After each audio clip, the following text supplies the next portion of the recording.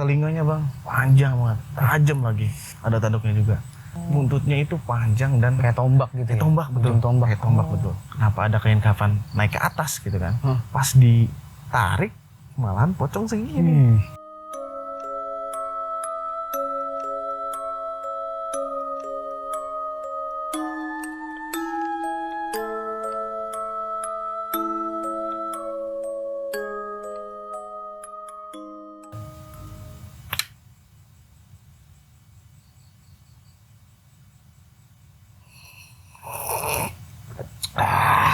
Parah, enak.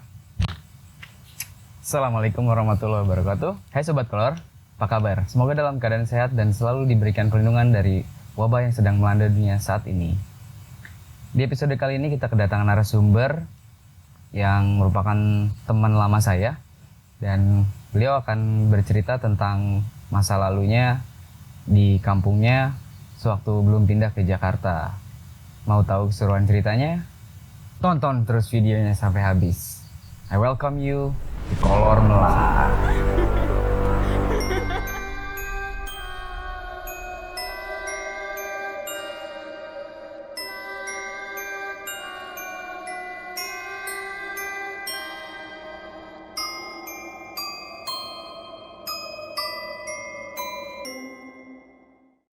Oke, udah ada bareng-bareng sama kita narasumber malam ini, Bang Fajar. Apa kabar Bang? Sip. Alhamdulillah baik Bang Wildan. Gimana nih Bang? Sehat? Alhamdulillah Bang Wildan. Gimana Bang Wildan, sehat dan keluarga ini? Sehat. Sudah lama ya kita. Iya, sudah lama ketemu. kita nggak ketemu nih. Jadi Bang Fajar itu sekarang kesibukan apa Bang? Coba mungkin perkenalkan diri dulu. Jadi kesibukan sekarang Bang paling ya kerja lah. Tapi kerja dari rumah ya, karena kan WFH dari pemerintah kan nganjurnya seperti itu gitu. Oke. Alhamdulillah sih, jadi bisa keurus lah keluarga gitu Bang. Iya, syukur. Oke. Kegiatan sehari-hari pekerjaan apa di bidang apa nih Bang? Pekerjaan sih sebenarnya di bidang IT ya Bang ya. Cuman untuk saat ini ya ke marketing sih Bang. Mungkin IT marketing lah ya. IT marketing. Ya. Gitu Bang. Oke, sebelum mulai cerita nih, mungkin bisa dikasih kisi-kisi ceritanya dulu nih Bang. Kasih Tentang kisi-kisi apa ya. ceritanya gitu. Jadi gini ya, ceritanya itu tentang santet sebenarnya Bang. Tentang santet sih. Jadi dulu itu tahun 2002-an itu keluarga gua itu terkena santet lah. Seperti gitu. itu. Sampai saat ini sih alhamdulillah sekarang udah enggak ya. Karena waktu dulu itu kenapa kita asumsiin kena santet karena banyak banget hal-hal yang memang di luar nalar gitu. Gitu sih Bang. Gitu. Oke, itu dia teman-teman. Mau dengar lebih lanjut ceritanya? Kopinya diminum dulu Bang. Siap. Thank you banyak nih Bang Wildan.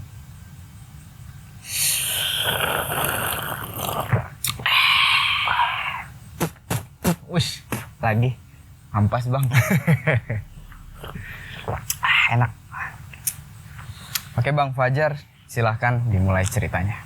Oke, dimulai ya. Aku mulai dari tahun 2002 dulu ya. Pertama itu mungkin sekitar 20 tahun yang lalu berarti ya lah ya. Hampir 20 tahun yang lalu. 2002 itu ceritanya keluarga itu masih lengkap lah ya. Di situ ada nenek saya, ibu saya, buyut, dan kakek gitu. Nah, tapi semenjak 2002 itu dimulailah kejadian yang janggal-janggal gitu. Yang pertama mungkin saya pribadi sendiri itu ketika saya lagi dalam rumah, posisi itu memang masih kecil ya, masih umur berapa gitu, masih kecil lah. Terus tiba-tiba saya ngelihat ada burung gagak entah apa itu gede banget gitu Bang. Itu sayapnya itu panjang banget.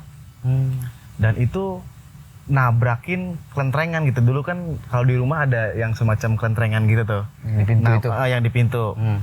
Dari situ dia terbang, set, nabrak kena jendela di situ. Saya kaget dong, saya cuman lihat aja, kok nggak ada apa-apa gitu.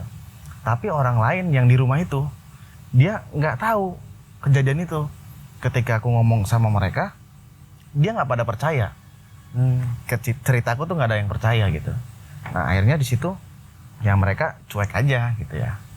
Tapi seiring dengan berjalannya waktu di situ banyak banget kejadian yang janggal mungkin yang dirasakan bukan dari keluarganya dulu nih. Orang-orang lain yang lewat, which is itu orang yang nggak dikenal lah ya. Ngelihat rumah itu kayak, buset, kok ini rumah kosong ya? Kok ini rumah sampingnya itu kayak ada jurang gitu.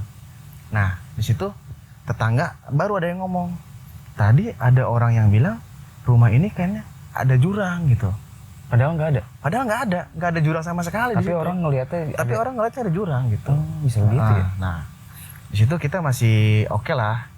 Ya, belum kejadian yang ngebuat sakit gitu lah ya. Akhirnya tahun 2003 ke 2004 itu dimulai ibu saya dulu yang sakit. Yang tadinya lagi hamil memang posisinya. Sekitar hamil 4 bulan lah ya. Nah, ketika ke rumah sakit ya bilangnya ini nggak ada penyakitnya. Orang ini mah hamil biasa gitu ya. Nah, entah kenapa seiring berjalannya waktu tiba-tiba langsung ngedrop aja tuh ibu saya gitu. Nah, dan di sisi lain setiap malam itu ada ronda di rumah saya gitu. Selalu nyediain kayak wedang, kopi gitu setiap malam. Yang mana di situ orang-orang ngelihat hal-hal yang aneh, termasuknya Kak, ada yang bilang ada entok di atas rumah gitu. Di loteng. Ada yang bilang ada ayam, ada yang bilang ada monyet, ada soang gitu, macam-macam lah bilangnya. Cuman secara pribadi aku sendiri itu aku nggak lihat gitu. Akhirnya warga sekitar itu untuk ronda di situ gitu. Nah, 2004 akhir singkat cerita itu ibu saya meninggal gitu. Meninggal di rumah sakit. Dan itu sakitnya mungkin sebentar lah ya. Nah, di situ sedikit serem juga kondisinya gitu setelah meninggal ya. Ya, dan di sisi lain banyak banget syariat di situ. Orang-orang yang mungkin paham tentang hal-hal goib ya, selalu datang ke rumah gitu. Kalau mau sembuh, kan setelah itu ada yang sakit lagi tuh, Bang. Itu kakek saya yang sakit sama buyut saya yang sakit. Selang berapa lama tuh? Selang sekitar 3 bulanan. 3 bulanan betul. Nah, di situ banyak banget orang yang ngasih syariat. Ya kita selaku keluarga ya kita turutin ya, karena kan takutnya benar gitu kan. Kalau nggak diturutin takutnya jadi omongan juga gitu. Akhirnya ada yang bilang coba sediain serba 7 katanya, sate 7 kodi, kelapa 7 biji gitu, kembang 7 rupa, pokoknya serba 7 dan harus ditaruh di musola yang memang di hutan. Musolanya ada musola di hutan sih gitu. Nah ya kita turutin aja tuh. Tapi di situ tetap aja gitu kejadian aneh tetap ada aja gitu. Nah yang akhirnya ada lagi orang yang bilang coba cari ayam putih. Ayam putih kan agak susah ya Bang ya, karena kan harus spesifik juga ayam putih dan ayam jago gitu bilangnya. Jago. Ayam jago tapi warna putih gitu. Setelah itu diapain? Kita bilang setelah itu disembelih terus dikubur di tengah-tengah rumah katanya. Ya oke, kita turutin juga tuh. Kita sampai gali itu keramik di tengah rumah, terus taruh si ayam itu gitu. Ya karena kita ngikutin syariat itulah orang-orang ya. Dan di situ tetap aja kita masih ngerasa ada yang nggak beres gitu. Mungkin perasaan aja. Dan tapi di sisi lain didukung oleh orang-orang sekitar itu banyak banget orang yang ngelihat hal-hal aneh di situ. Gitu. Itu masih terjadi tuh kayak ngelihat kayak ngelihat ayam, selendang warna hijau tuh terbang katanya. Dari mana ke mana tuh? Dari belakang rumah ke depan gitu, kayak ngelilingin gitulah. Itu warga yang lihat atau? Itu warga yang lihat. Berarti di luar rumah itu selendang? Di luar rumah, betul di luar rumah. Itu warga sendiri yang bilang ke keluarga gitu kan. Nah akhirnya ada lagi yang bilang coba pakai ini yang buat jala ikan tuh. Jala ikan ditaruh di atas plafon katanya. Ya kita turutin lagi Bang. Isinya apa di jala ikan itu ada paku, beling dan lain-lain lah. Diikutin di situ. Oke kita ikutin. Tapi entah kenapa tetap aja Bang masih ada. Dan 2005-nya buyut saya meninggal gitu. Mungkin di situ asumsinya kita memang udah umur lah ya, semuanya tuh udah ada yang atur lah. Dan itu udah tua juga si Buyut. Tapi di situ nggak begitu serem bang, karena kita mikirnya ya udah umur juga, udah tua gitu. Cuman yang anehnya setelah itu bang, banyak lagi kejadiannya setelah Buyut meninggal gitu. Sebelumnya tuh udah kalau tren udah menurun gitu. Tapi entah mengapa setelah Buyut meninggal itu lebih banyak ini. Banyak lagi Lebih banyak kejadiannya lagi gitu ya. betul. Nah di situ pas kakek saya tuh berarti target selanjutnya kan kalau diceritain target Maya. Kakek saya langsung minta syariat juga ke orang-orang pintar lah kita bilangnya. Kita pergi ke tempat A, tempat B, tempat C gitu. Ya kita ikutin syariat-syariat dari mereka. Ya tapi tetap aja ada hal-hal yang memang janggal gitu. Kalau saya pribadi sih ngerasain cuman kayak ada orang-orang kalau lagi malam-malam sendiri gitu ya, kayak ada orang yang jalan gitu doang. Tapi kalau tetangga-tetangga yang lain itu ngelihatnya ke rumah itu justru katanya serem banget di sini gitu. Singkat cerita kakek saya meninggal lah di tahun 2006 gitu. 2006 meninggalnya itu tadinya mau ke rumah sakit, di jalan udah meninggal duluan gitu. Akhirnya ini ya dibawa balik langsung gitu. Nah di situ intensitas keseremannya itu sudah lumayan menurun lah ya, dibanding sebelum-sebelumnya. Itu memang aneh-aneh lah, kejadiannya aneh-aneh banget. Dan dulu kan saya punya teman-teman masih sekolah tuh, ada teman-teman yang sering nginep gitu ya bang ya. Nah di situ yang saya bingung itu mereka tuh kalau tidur di rumah saya nginep itu sering banget erep-erep bang. Ketindihan betul. Gitu ya. Itu sering banget itu. Makanya ketika saya ngajak teman lagi, kadang-kadang mereka nggak mau gitu. Kapok mungkin ya. Kapok ya. Nah saya juga bingung ini dari mana gitu kan, kok saya mah nggak pernah direp-erep sebelumnya gitu. Akhirnya setelah itu malah saya yang kena erep-erep bang. Itu memang kalau diceritain erep-erep kan begitu, kayak ditindih gitu kan, kayak gede banget, sosok gede banget. Nah sekitar tahun 2009-10 itu pas saya mau pindah rumah sebenarnya itu, karena di rumah situ udah menurut keluarga saya udah nggak memungkinkan lagi sih untuk ditempatin gitu. Akhirnya kita memutuskan untuk pindah rumah. Nah di situ sebelum pindah rumah saya itu ngalamin hal yang aneh, saya sendiri sih. Apa tuh bang? Jadi ketika saya ngajak teman, saya lagi tidur nih berdua bareng sama dia nih, tidur bareng. Tapi saya tiba-tiba terbangun langsung nyekik dia tuh, itu secara langsung gitu. Kenapa itu bisa sampai nyengkek gitu? Nah tadinya tuh saya mimpi gini bang, ketika saya lagi jalan di jalan yang memang gede lah, jalan raya gitu, tiba-tiba saya jalan biasa gitu. Peringatan. Menonton video ini dapat menyebabkan perasaan tidak nyaman seperti perasaan tertekan, pusing, mual, pundak terasa berat, dan merinding. Baca aturan pakai, jika sakit berlanjut hubungi dokter. Lanjut. Ada yang nanya ke saya, "Hei, mau kemana?" Pas saya lihat mukanya, astagfirullahaladzim, saya bilang, itu telinganya bang panjang banget, tajam lagi, kayak pisau lah, mengkilap, tapi ada sisiknya sebelah sini. Ada sisiknya? Ada sisiknya. Ada ini juga nih apa? Merinding saya bang. Ada tanduknya juga. Bertanduk. Ada tanduknya juga. Nah, terus saya pas lihat lagi ke bawah, ternyata ada buntutnya juga.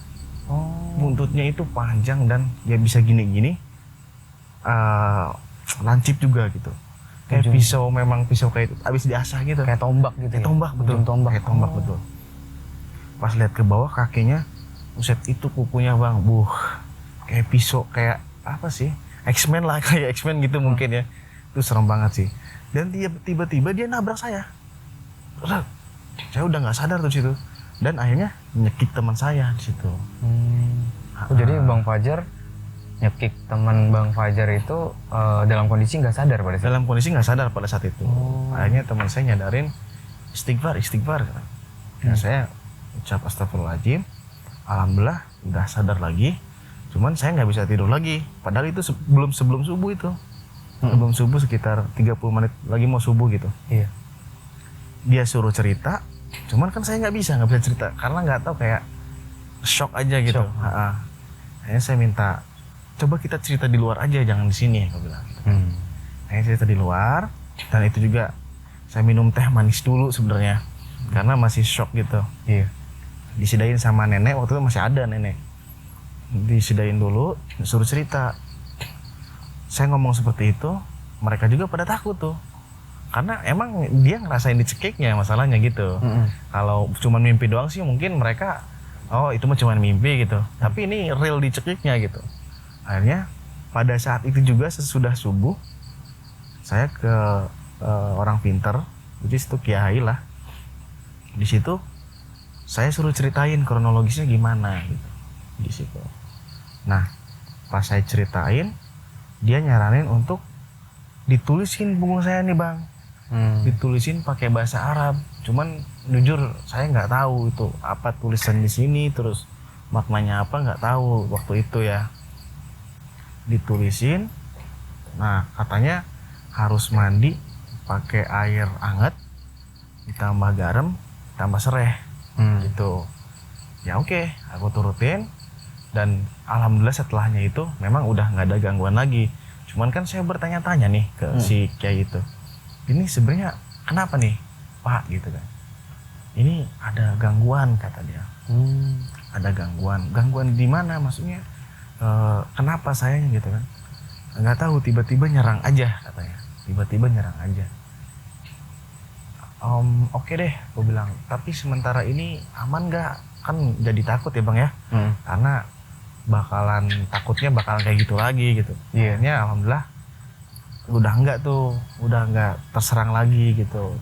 Nah, berjalan waktu kita pindah tuh tahun 2011, pindah rumah. Sebelum pindah rumah, saya itu disuruh sama kayak itu untuk magerin rumah dulu sebenarnya Bang. Yang mau ditinggalin. Oh, itu syarat-syaratnya itu yang pertama itu ada telur angsa atau telur angsa lah. Ini nggak boleh pecah katanya. Ketika dibawa dari tempatnya pakai motor ya, dan jam 12 malam waktu itu Bang, nggak boleh pecah katanya. Kalau pecah, kenapa saya bilang? Kalau pecah bakal ada yang ngikutin kata dia. Wah, siapa nih? Saya bilang, nggak, pokoknya jangan pecah aja. Saya berdua sama teman saya naik motor jam 12 malam-malam. Saya giniin Bang si telur itu. Ya takutnya kan, jujur aja kalau ada omongan kayak gitu kan takutnya memang terjadi gitu. Tapi alhamdulillah sampai rumah si telur itu nggak pecah dan suruh ditanam katanya. Suruh ditanam di depan rumah gitu. Oke, kita ikutin juga. Setelah itu nenek saya kan tadinya sakit-sakitan terus tuh Bang tuh. Akhirnya lumayan ada mendingan tuh di situ. Nah, sekitar 2 bulan kemudian sakit lagi, ngedown lagi. Sebelumnya itu dia dikasih kayak ada bacaan-bacaan inilah ya, kayak mungkin ada sholawat serta naik kursi gitu lah ya, dikasih sama si kiai itu. Itu dibaca terus setelah sholat fardu gitu. Tapi ngedown lagi nih setelah sekitar 2 bulan 3 bulanan. Akhirnya saya datang lagi ke kiai itu, disuruh nyebarin air searah jarum jam selama 7 balik. Dan kalau ada yang nanya, ada yang nepuk gini, lu jangan nengok katanya. Oh gitu. Harus jam 12 malam. Nah, tadinya saya nggak berani Bang. Nggak berani, maksudnya ya ngeri gitu kan ya, karena udah pengalaman. Akhirnya saya ngeberaniin demi kesehatan nenek saya gitu. Akhirnya saya puterin jam 12 malam. Walaupun memang saya fokus ya, cuman memang kayak ada bisikan gitu sih.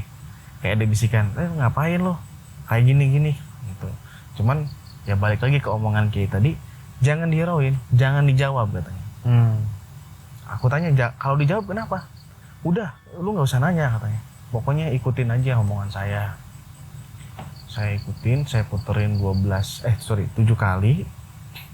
Akhirnya teman saya datang tuh sekitar jam setengah 1. Udah belum katanya? Udah beres. Gimana tadi? Alhamdulillah sih nggak ada apa-apa, aku bilang. Setelah itu sekitar 3 bulan kemudian pindah karena memang nenek sering sakit-sakitan juga di situ. Walaupun memang dari kiai itu udah suruh diputerin inilah, tetap aja sakit-sakitan gitu. Berarti ini pindah yang kedua kalinya? Pindah kedua kalinya betul.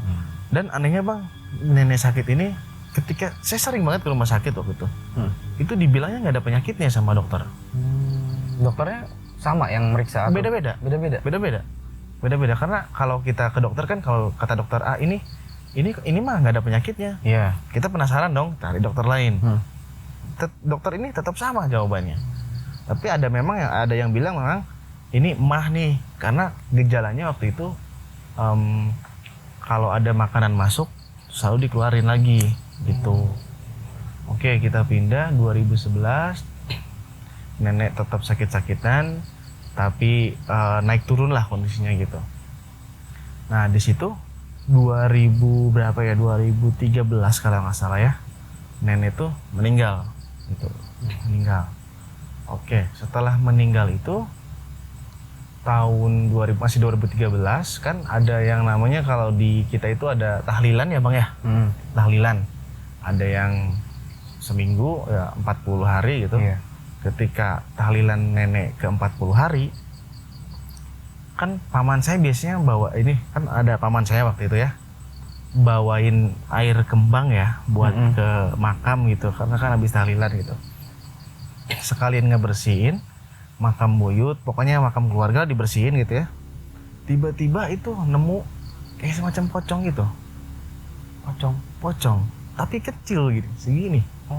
Seginian lah, segini. Di mana itu? Itu di makamnya buyut gitu. Pas diorek-orek gini, ada semacam kain kafan gitu kan. Dia penasaran dong kan, kenapa ada kain kafan naik ke atas gitu kan. Pas ditarik, malahan pocong segini. Kan jadi aneh gitu. Kok ada orang, apakah ada orang iseng atau asumsi kita anak kecil iseng, tapi kan nggak mungkin, itu kan di makam kan ya. Tanpa sengaja paman saya langsung narik semuanya dan dibawa ke rumah tuh. Sebenarnya tadinya orang-orang rumah pada takut tuh, apaan nih kok tiba-tiba bawa ginian gitu. Yang mana itu bukan hal yang biasa karena bentuknya pocong gitu kan.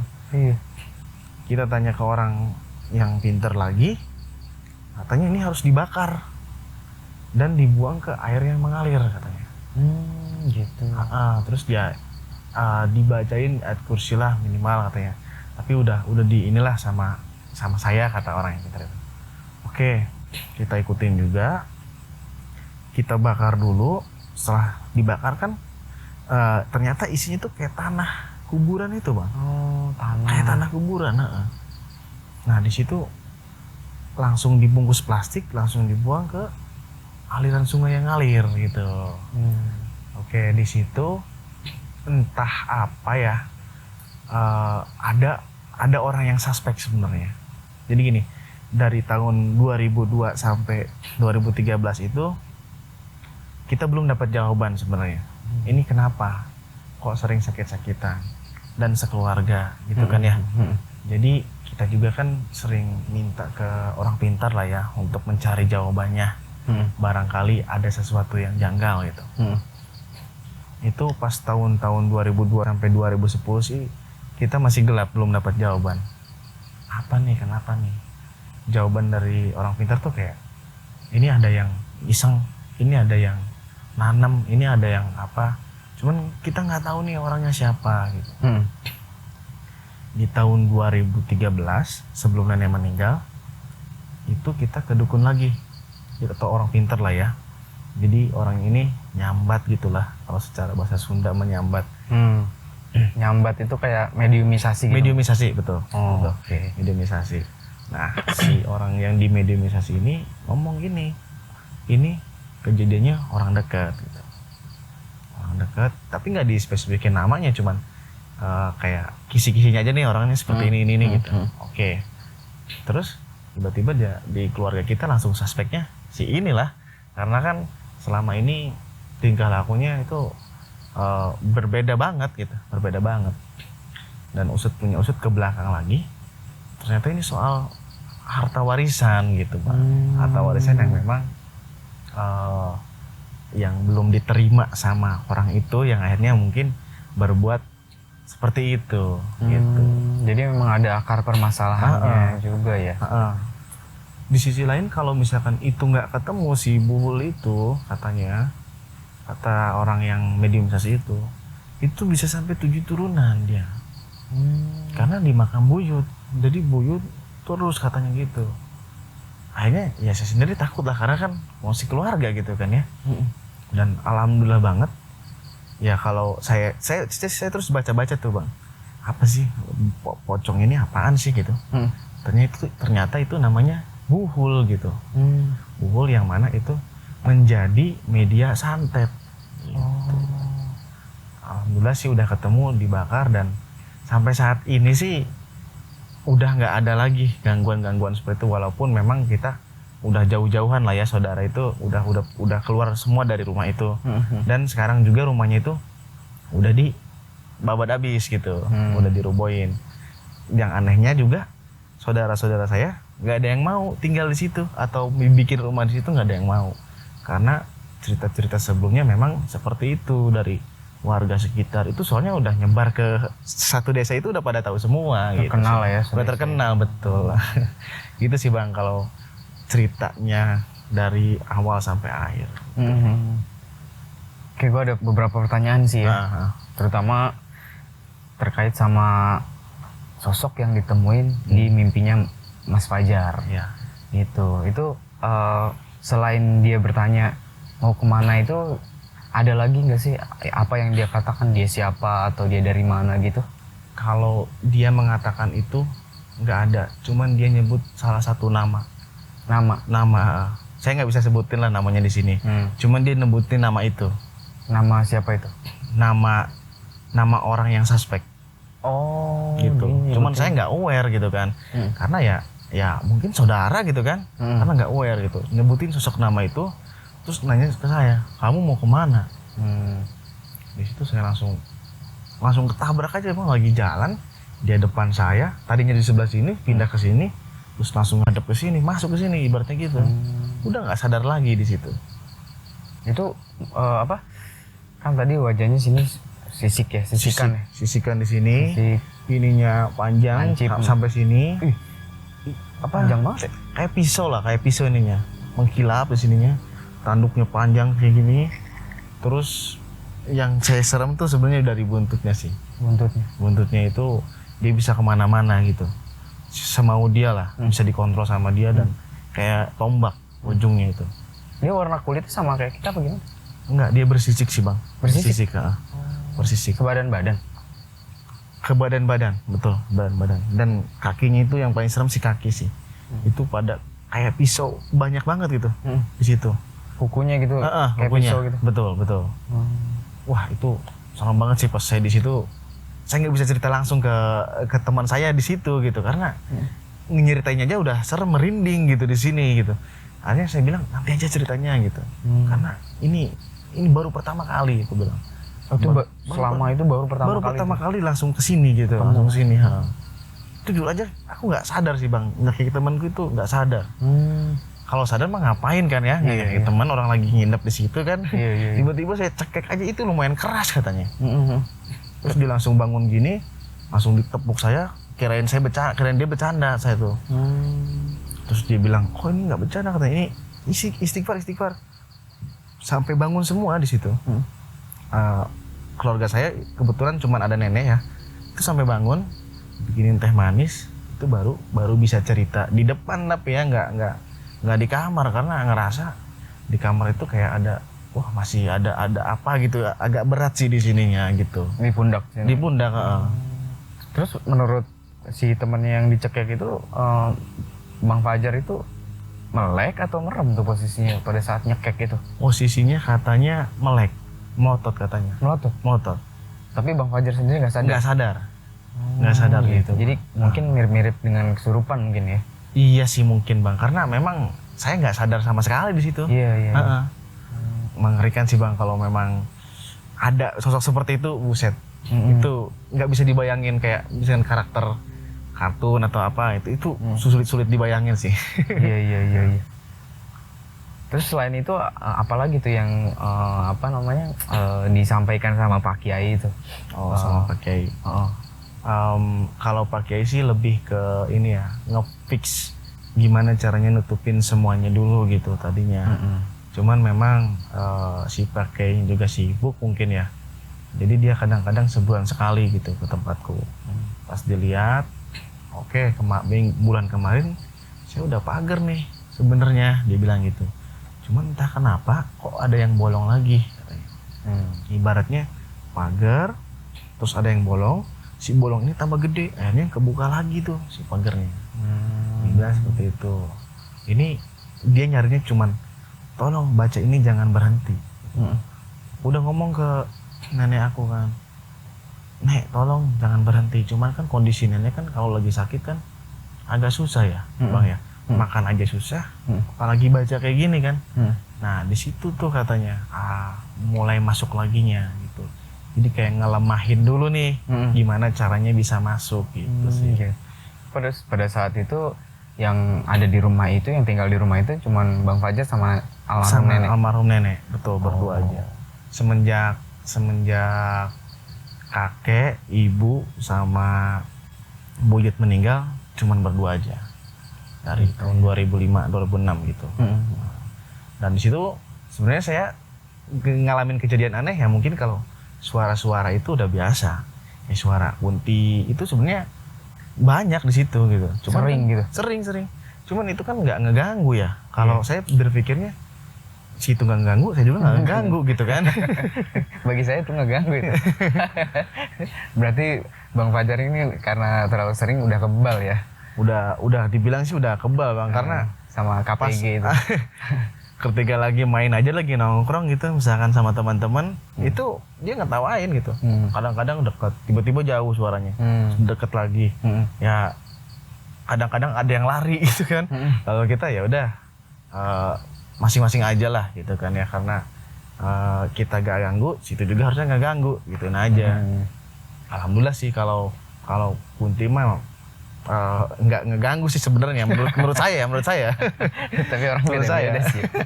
Ada yang keberisikan sama suara ketawanya kan merasa keganggu. Iya sih, benar. Berarti Bang Fajar ini udah kebal Bang.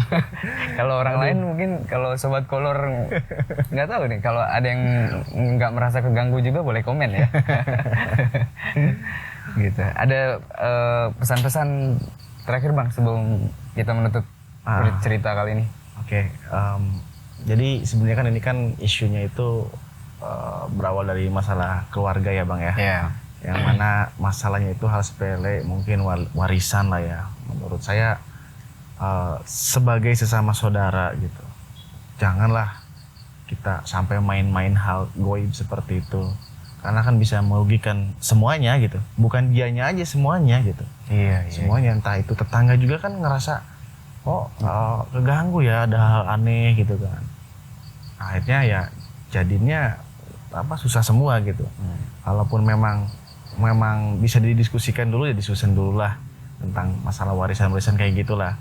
Ya sebagai yang udah pengalaman seperti ini, ya menurutku sih ini parah banget sih kan saudara juga gitu kan sebenarnya. Ya mudah-mudahan sih nggak ada kejadian lagi lah untuk main-main hal goib di lingkungan keluarga gitu. Intinya mah kita selalu berserah diri aja lah ke Gusti Allah gitu sih Bang. Oke, itu dia. Terima kasih banget Bang Fajar ceritanya. Thank you very much. Itu dia Sobat Kolor, cerita dari Bang Fajar tentang pengalamannya menghadapi santet di keluarganya. Terima kasih yang sudah nonton video ini. Klik like kalau suka videonya, dislike kalau nggak suka. Jangan lupa subscribe ya. Subscribe. Oke, akhir kata sekian dari video kali ini. Saksikan terus Merengkak HD di Kolor Melar untuk cerita-cerita berikutnya. Assalamualaikum warahmatullahi wabarakatuh. Assalamualaikum.